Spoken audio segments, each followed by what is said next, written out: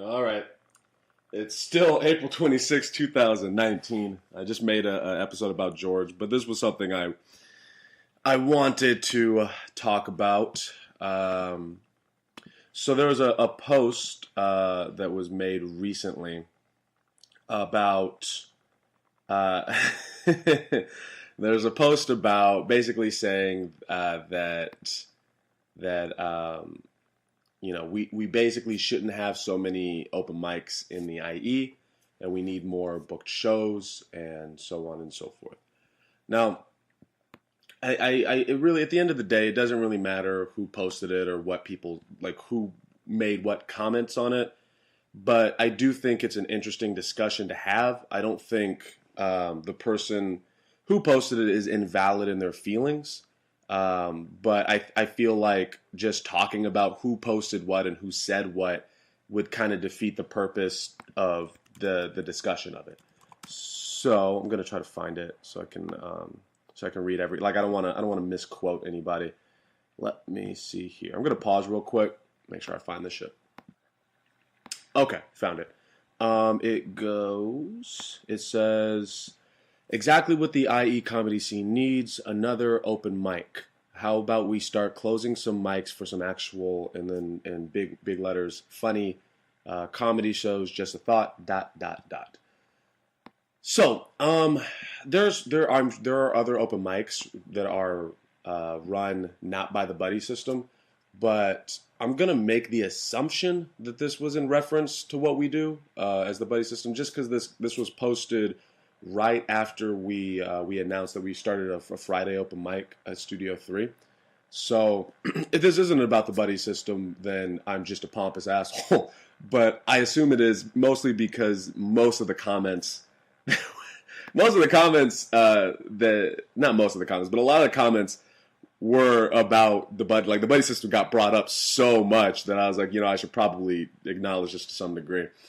And one of the things that I think is important to remember is that criticism is good. Like, anytime someone has some criticism towards me or what I do, I think it's healthy. As long as you're doing it in a healthy way, you're presenting a reasonable argument or something, or you have something to back up with, then I support criticism. So by all means, anybody is welcome to criticize me and what I do. I feel like it gives me another perspective, and it helps me analyze what I'm doing and figure out how I can improve. And I was gonna, I posted one thing on it, and it was in reference to Johnny Gold. Shouts out to Johnny Gold. He was just saying nice things about the buddy system, so I wanted to say thank you to him. But I didn't post like a response into the comment section because I don't think this comment section discussion type of stuff is ultimately helpful. You can't read someone's tone. You can't get a good full sense of what they're saying. It's really easy to misread. So for example, I don't know. I don't have it. It's so stupid. But I'm going to have to pause a lot during this because I'm going to need to read the comments. But to acknowledge the first statement, exactly what the comedy scene needs, how about we start closing some mics for some actual funny comedy shows. So my response to that would be that I believe you can have open mics and comedy shows.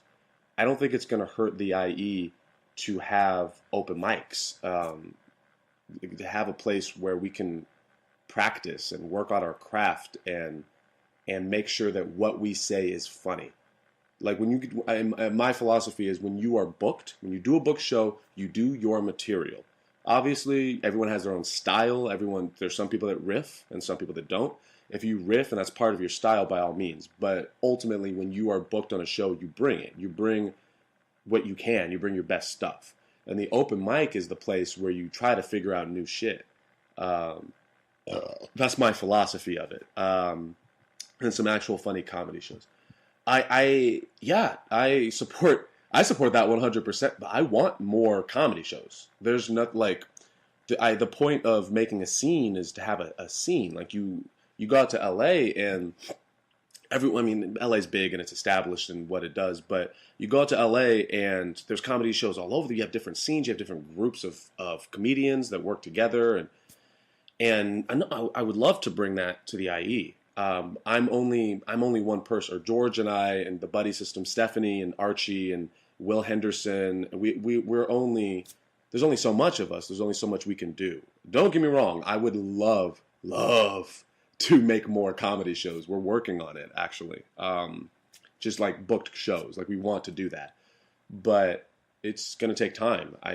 This what we have so far took a long time, but ultimately I agree with that. I want some more comedy shows. So that's acknowledging the first post, and there's some other posts in here that I read that I really wanted to talk about. Give me 1 second. Okay. Here's another comment that stood out to me. It goes, how else are we supposed to get better as a whole if so many are allowed to go around playing comedian and using up all the good spots for them and their buddies to blow smoke up each other's asses? Meanwhile, giving venue owners and local crowds a false representation of what comedy shows are or can be.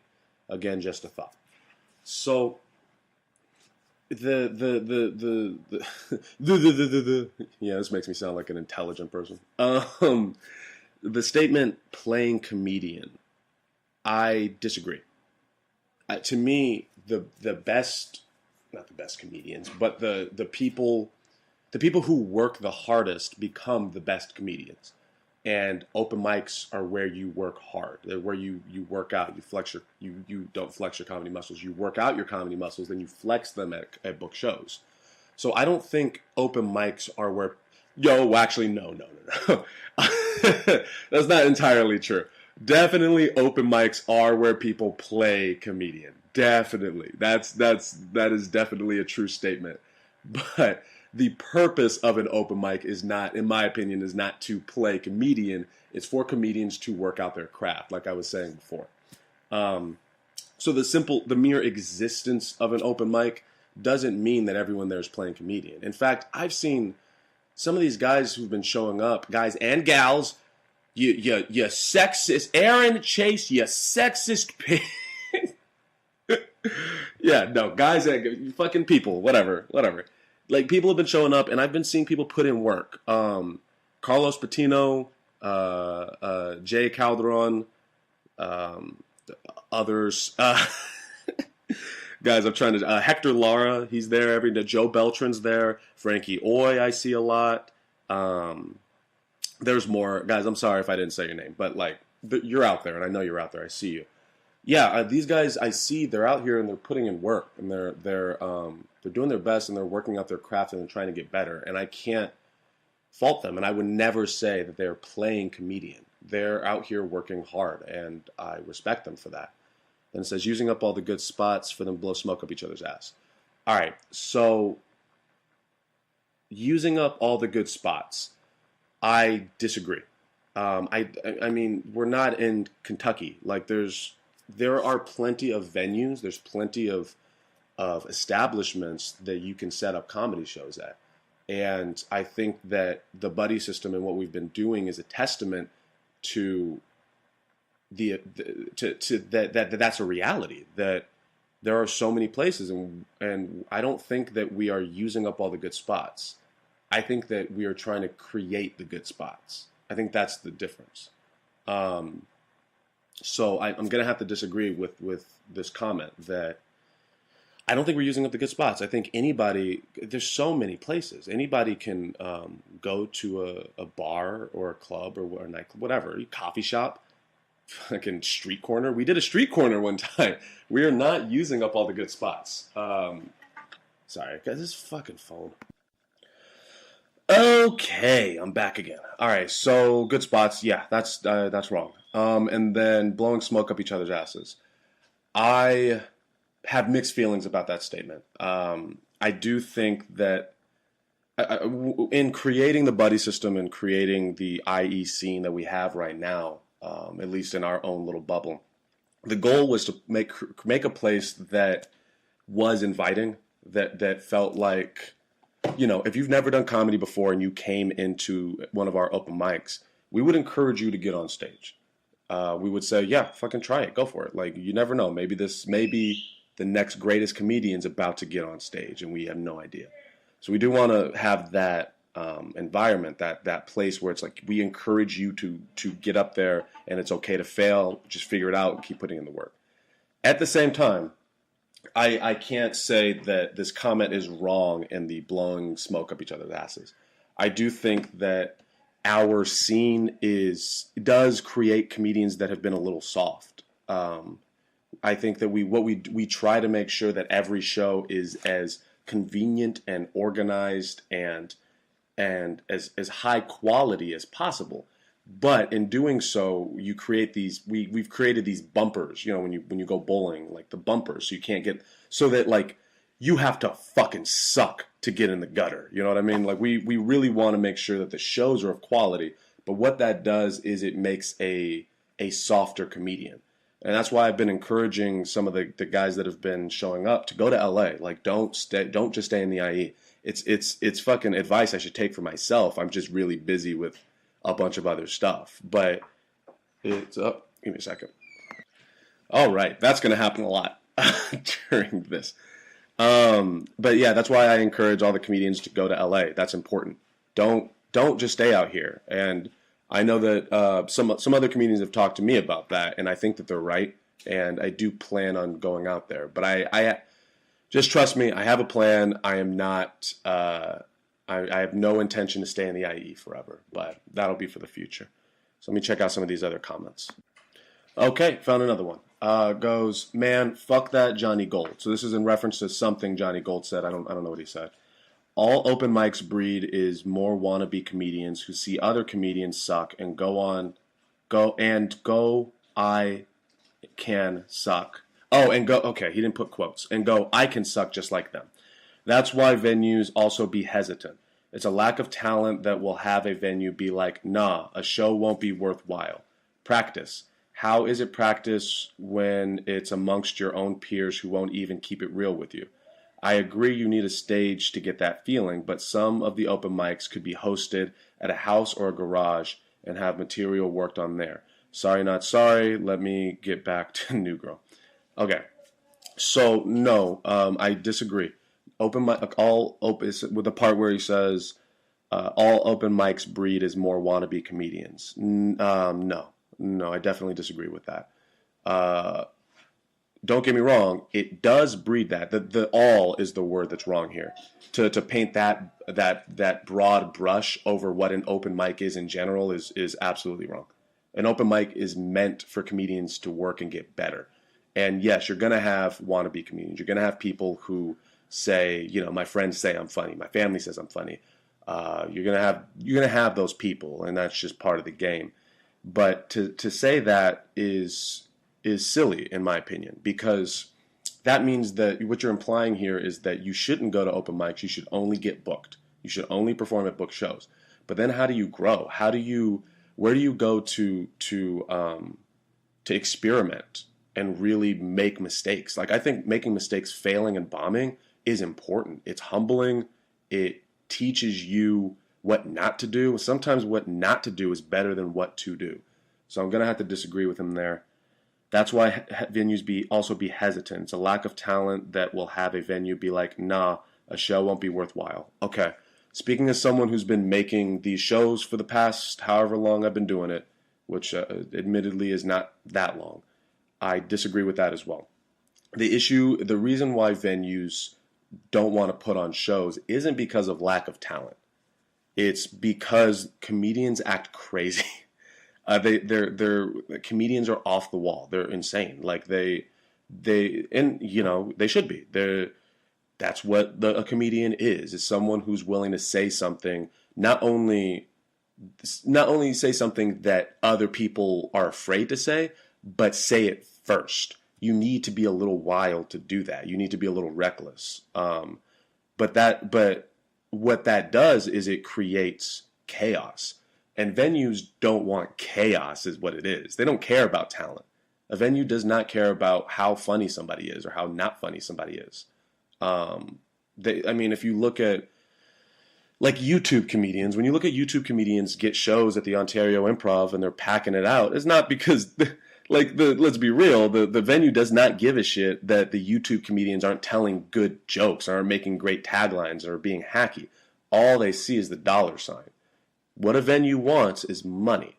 They want to earn money. They want patrons in their bar. They don't care how funny or not funny a comedian is, as long as people are there and they seem to be enjoying themselves. What the problem is that comedians get crazy. Like that's a big reason why we lost the Hideaway, was for however long we lost it, was that we had a lot of crazy behavior. Fuck man, I got in trouble at the fucking Getaway as a producer, where we had you can ask Jonathan Tynes or Tony Ross about this if you want, but we had these two lesbian chicks, one butch as fuck, get up, flip a table, and fucking rush the stage and try to beat the shit out of Jonathan based off of what Tony Ross and Jonathan had said prior. And she was drunk. She was also in the wrong. And then, fuck, man, we had Thursday, we had a crazy yelling heckler based off of what, again, Tony Ross said on stage. Tony, you need to calm down up there. But no, it is that venues are afraid of scaring away customers. It has nothing to do with talent. So I'm sorry, man, you're wrong there. Practice. How is it practice? It's amongst your own peers who can't even keep it real with you. I agree you need stage time to get that feeling, but some of the open mics could be hosted at... Okay. I agree and I disagree. If you are at a show that has nobody, if it's just comics every single time, then I agree with you. I definitely agree. If you're putting on an open mic and the open mic literally every time for like a month is just the same comedians, then it's like, what are we doing here? But I would argue that at least at our open mics, the open mics the Buddy System puts on, I think that generally speaking, they're of quality. I think that, we have bad shows like everybody else, but I would say that we bring in an audience. We bring in real, actual people who don't know the jokes. They're just random people off the street. And of all the people to practice in front of, those are the people you want to practice in front of, real audience members. Because then when you go to a book show where people paid to see comedy, and you've been able to make people laugh who had no intention to laugh, you're going to fucking crush it. You're going to crush it at a book show. So I think we agree and disagree there. There's more comments, though. Give me a second. Okay, found another comment. It goes, I guess I can add my 2 cents. The venue will get away with it. The venue will get away with, comma, that doesn't make sense, does it? Grammatically, I don't know. Whatever. Watch me just get super pretentious. The venue will get away with what we let them get away with. If you walk in desperate asking to host an open mic with no budget, it's your own fault. Ask for a budget, ask for some compensation for your time and talent. And also, it's okay sometimes to say no. Everyone wants to get better, and the open mic gives you an opportunity to perform in front of an audience. Sometime, many time, it's all comedians. Okay. All open mics aren't good mics. My last comment bars think open mics are comedy shows, so when they fail, the next person approaching the venue to do a booked comedy show, they won't do them because of the open mic experience. Okay. And with most of these, there's things I agree and I disagree with. So the venue will get away with what we let them get away with. I agree.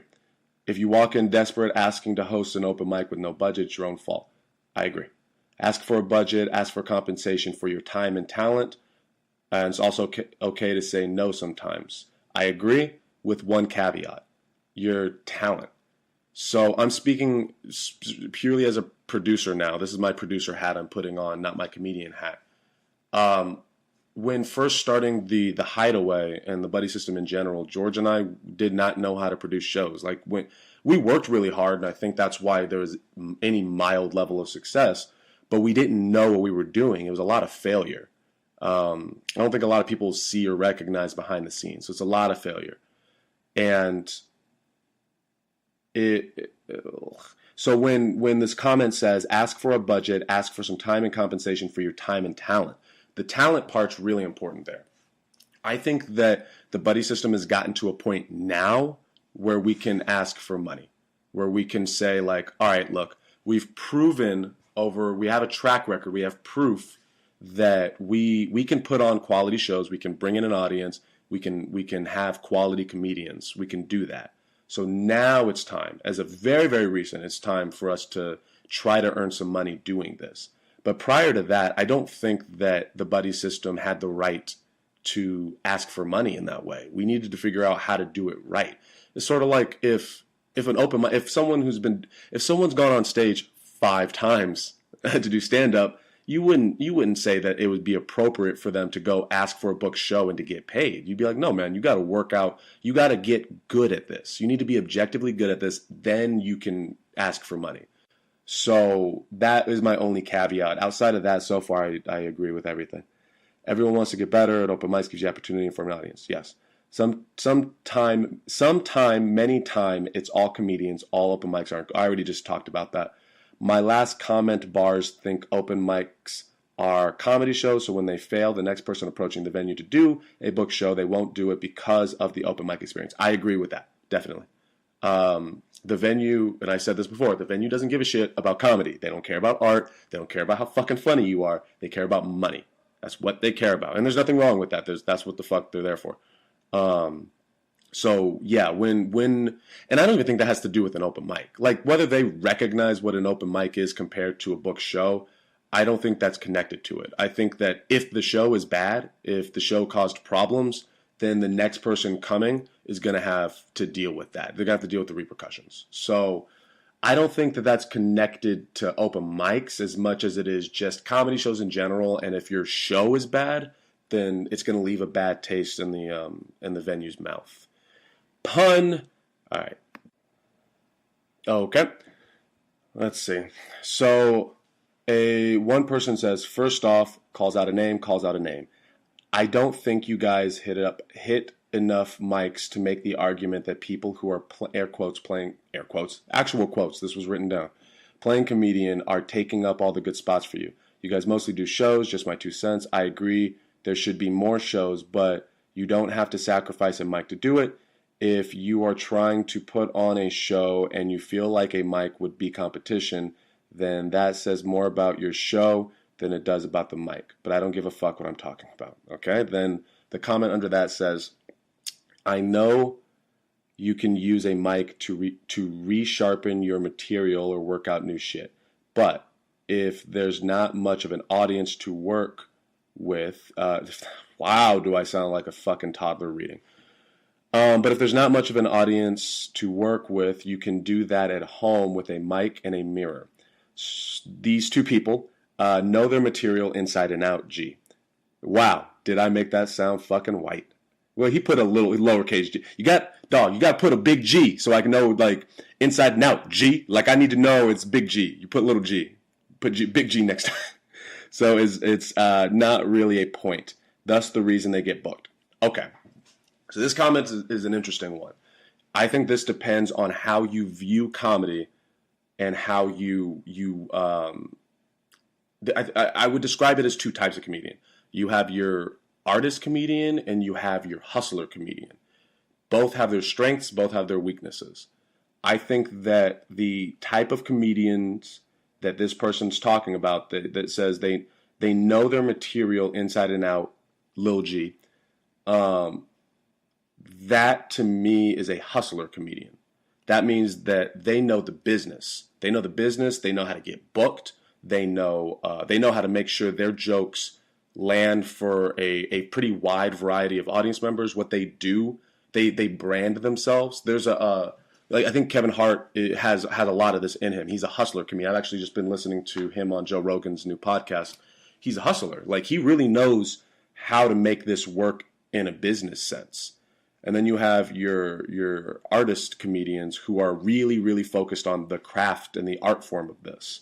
And I think that there's a spectrum of this, and that these 2 comedians can go in both spectrums, but they lean in hustler comics. And to say that they know their material inside and out, I think that's a good thing and a bad thing. If you know your material inside and out, and you're not going to open mics, then that means you're not making new material.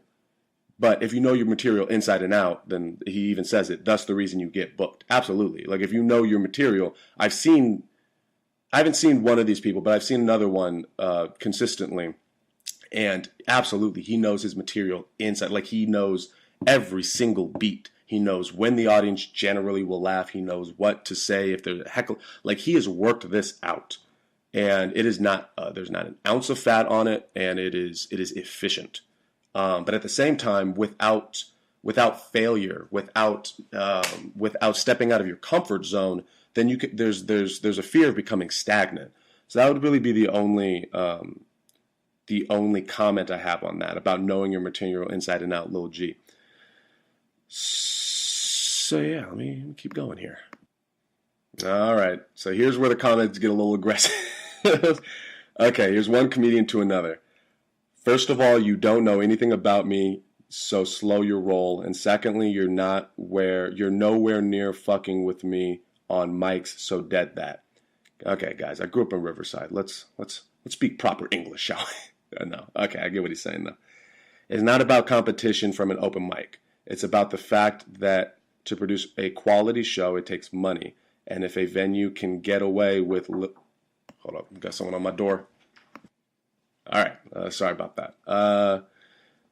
Competition for a mic. It's about the fact that to produce quality shows, it takes money. And if a venue can get away with little to no money being paid towards an open mic instead of a budget for a show, then there's no way to showcase whatever anyone is working on. All right, this is again something I agree and I disagree with.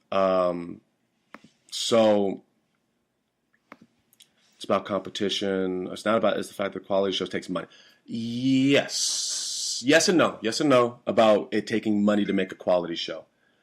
The more money you have, the better quality show you will create. So yes, but you can put on something of quality with less money. It's really difficult. It's really hard. You're going to work really hard, and you're going to have to run around a lot. But I think that you can put on something of quality with a small to little to no budget, being paid towards an open mic instead of a budget show. There's no way to showcase. If a venue can get away with little to no money being paid towards an open mic instead of a budget for a show, there's no way to showcase whatever. Again, yes and no. That depends on the venue. I've dealt with venues where they will absolutely do that. If they can get away with not paying you, not giving any money, not setting up a budget, 100% they'll do that. I think it depends on the relationship you have with the venue. If you build a level of rapport and that venue respects you as an artist and respects what you do for just the level of work you put in, I think they are willing to pay you. If you don't have that rapport, then absolutely not, they will not pay you. And I think this comes down to what I was saying earlier about how it takes time. It takes a lot of time, and it took time for the buddy system to get where we are, and we're not even that far. All we're doing is, he's not wrong in that we do a lot of open mics. We run a lot of them. But our open mics are just like, it's us practicing as producers. We're learning how to be producers and how to improve that craft through open mics. And if we put on book shows, there's this pressure there where you can't experiment, you can't play with things, you have to be rigid. So then the response to that was this person. Okay, so this is the response to the last thing I read. Stop being sensitive. Also, we were just on the same show and we both bombed. We talked after about your set. You said you were rusty because you haven't been on stage in a while. You were having trouble with segues. It's not a big deal, but when you say people are out here playing comedian and taking good spots for themselves, it's a reach. All right, I wasn't at whatever show they're talking about, so I don't really have much to say on that. Let's see if there's anything else. All right, so yeah, I think I pretty much summed everything up. Plus my roommate. Can you even call it a roommate? It's a fucking box. We live in a box together. Plus Jonathan's here, and so I'm gonna fuck him. All right, so. I definitely ran the light. This is the longest episode I've had so far, but this was really interesting. And so, comedians who listen to this, just know I appreciate feedback. I appreciate criticism. So don't stop giving me criticism. I'm sure you won't. You'll keep going, I'm sure.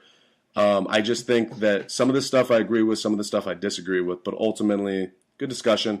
And if you really want to know what everyone said, go have fun reading the, how many fucking comments? Let me scroll up here. God, so many. This thing was like 100. If you want to read all of it, go read it. It's 108 comments. I'm sure you can figure. Yeah. Okay. Oh, Jonathan's. Wait, we got a guest spot from Jonathan Tynes, everybody. I'm feeling inflammatory, so I'm just okay. gonna... Be careful. Be careful. What I'm gonna send. Yeah, I know. I just wanted to. Hold on a second. Okay. So all I wanted to. The only thing that I had. You need to get. I don't have a good mic. The only thing I had in my mind about it, that I was thinking about, because I thought about it a little bit today, is that more sets or more like open mics just means more practice. And for people who seem to love the craft so much, they must not like perfecting it.